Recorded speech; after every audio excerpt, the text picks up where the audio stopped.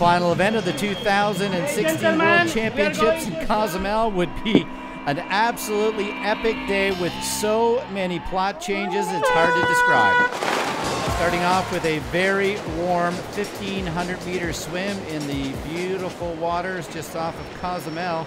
It would be Raphael from France who would take out the pace very quickly, but amazingly, the pace would keep most of the men very close together. It would be the two Brownlees sitting on the Frenchman's feet as they would come to the end of the 1,500-meter swim, but so many men would be within just a few seconds. The location absolutely ideal for spectators who could get just meters apart. Raphael would be out of the water, but Alistair and Johnny Brownlee would be just seconds behind. And just as they came into the transition zone, within seconds would be a group of about 15 or 20 men. You would wonder whether or not the Brownlees would have the ability to pull off another big breakaway. Well, once again, they did. Mario Mola had another very solid swim. In fact, he was only 20-plus seconds down. Alarza, one of the men fighting for the top three at the end of the World Championships, would be just beside him, but very early on, a group of 8 men would break away, the two Brownlees. Schoeman would be in that group. Raphael, the young American Greg Billington, would have one of the best rides of his life, as he would be in that group as well.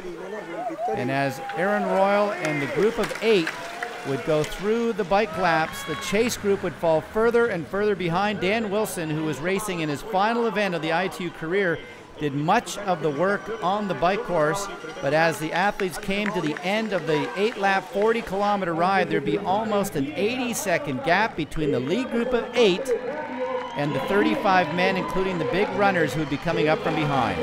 The two Brownlees found themselves in an absolutely perfect position, Schoeman as well. Johnny Brownlee needed to try to win the race and have Mario Mola not on the podium to become a two-time world champion.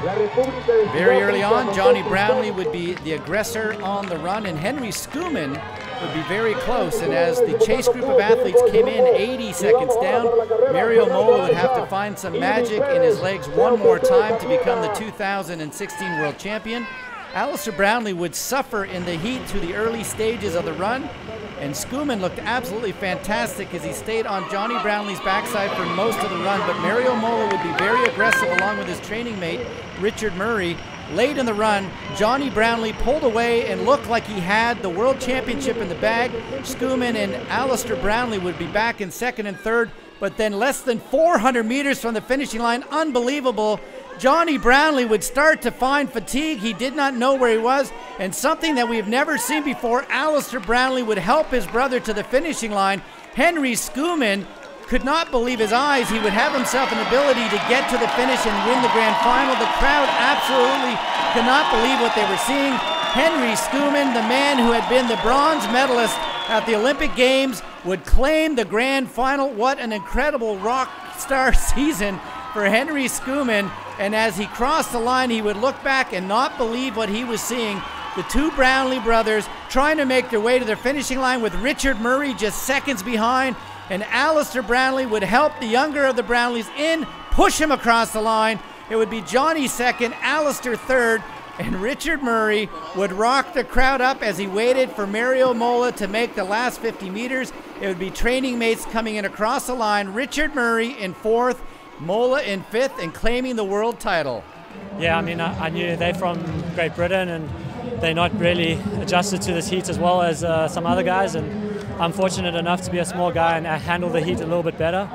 I mean, I feel gutted for Johnny. I mean, I think he deserved that, and I mean, I'm just happy that I was running for a medal, and to win is just amazing, and I'm just so happy about that. Yeah, well, I've been in that position before, and when it happened to me in London all those years ago, I remember sprinting away in second place and then being in the position Johnny's in now and coming round and someone telling me I was in 10th, and I was like, how did all them people come past me? So I swore if it happened to anyone, if it happened to Henry, I would have helped him across the line, because to be honest, it's an awful position to be in.